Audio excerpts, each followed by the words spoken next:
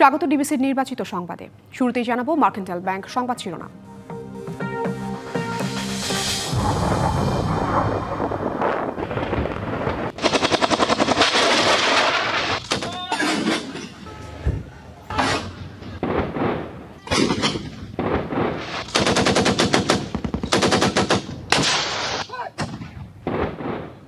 দিল্লি ইসলামাবাদে যুদ্ধের দামামা, বড় পরিসরে সামরিক মহড়া চালালো পাকিস্তান। পেহেলগাম ছাড়াও আরও হামলার পরিকল্পনা ছিল দাবি ভারতের।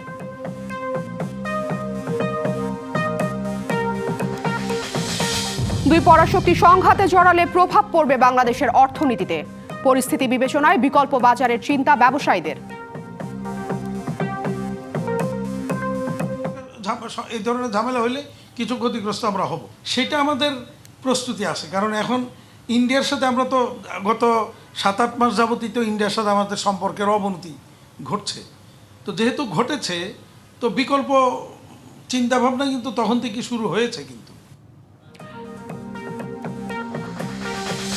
পিরোজপুর এলজিইডি অফিস এক পরিবারের কাছেই দখলে ছিল 1 দশক। ভুয়া প্রকল্প আর কাজ না করেই লোপাট 2,500 কোটি টাকার বেশি।